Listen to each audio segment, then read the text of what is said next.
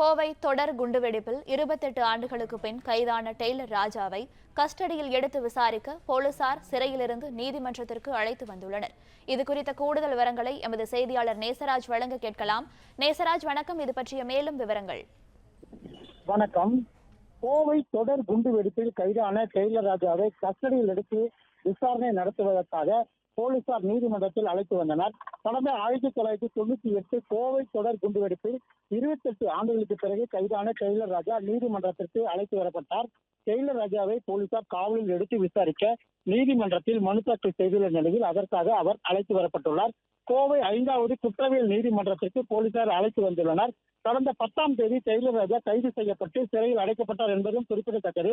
பல ஆண்டுகளுக்கு பின்பு கைதாகியுள்ள டெய்லர் ராஜாவின் வழக்கை போலீசார் சுருதிப்படுத்தியுள்ளது குறிப்பிடத்தக்கது.